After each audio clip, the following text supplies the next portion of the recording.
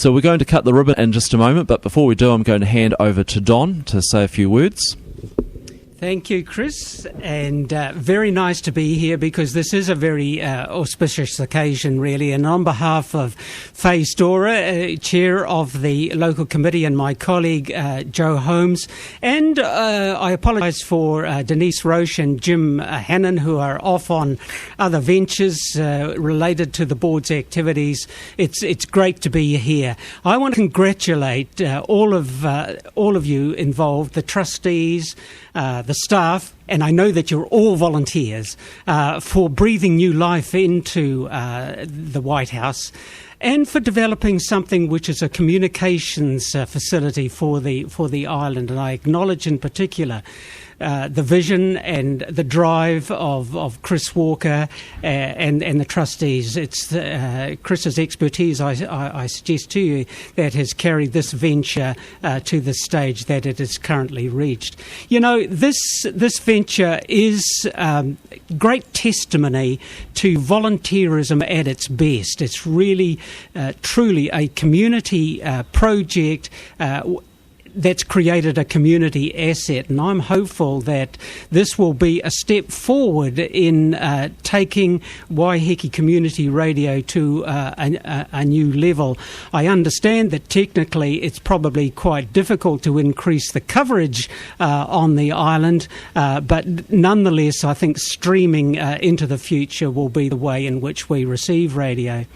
So the station first began broadcasting on the 28th of June 2008, and so you're not too far away from a third birthday, so that'll be another excuse for an occasion, and I hope you'll make the most of that.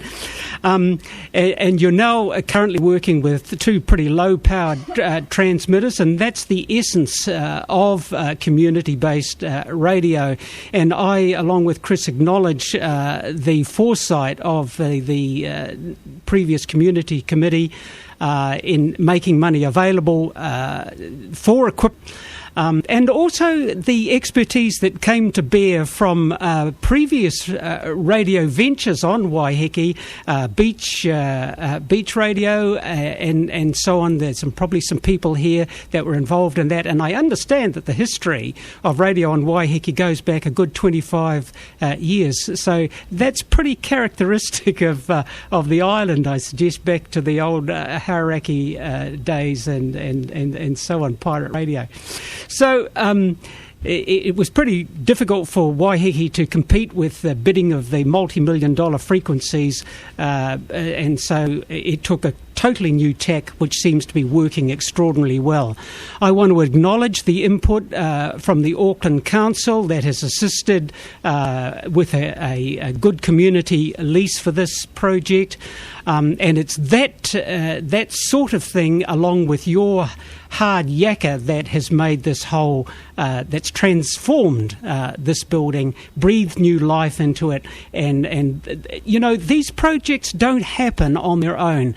There's a lot of hard work, there's a lot of attention to detail, there's a lot of persistence that has to go on, and there's essentially a belief in what you're doing actually matters and makes a difference to the community, and that's really good. I just love your byline of local people, local knowledge. That's great. It's a great motto, and I think it wraps up in a way the purpose of the station, because you enable diverse elements within the community to do their own programming, and to bring their views and thoughts to the community. You know, community radio is part of the fourth estate. And we shouldn't forget that. That's Vox Nostra, the voice of the people. It's the heart of our democracy. And it's a pretty tough call, really, to achieve a balanced programming that, in this digital age of instant communication.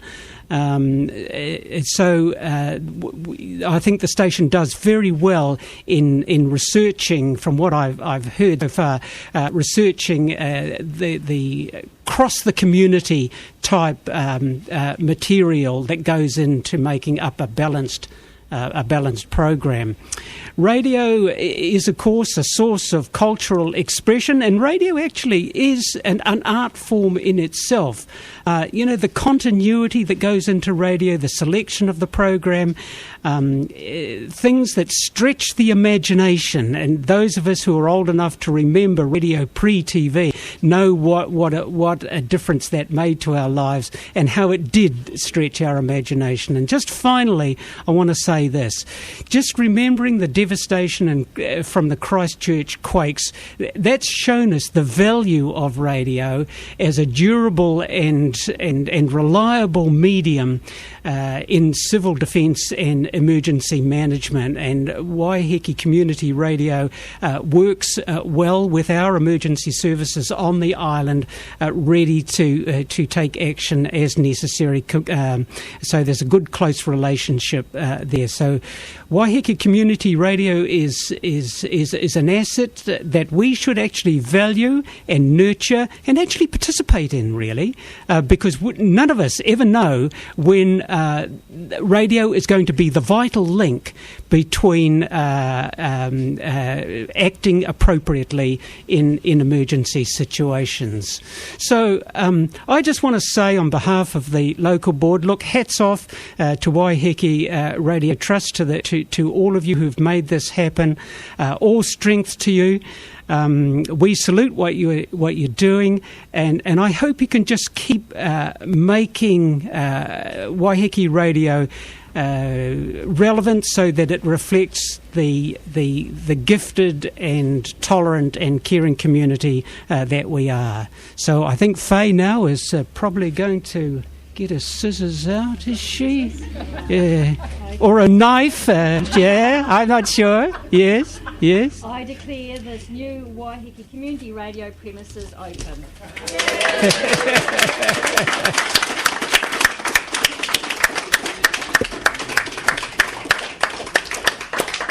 And thank you very much, Don, for those kind words, and thank you very much, Faye, for officiating in our opening ceremony. Welcome along to all of you. The sausages are on the barbecue. We'd love you to come in and record a station ID so you can hear yourself on air. We'll have some live music for you soon as well, so please come on in. It's your station.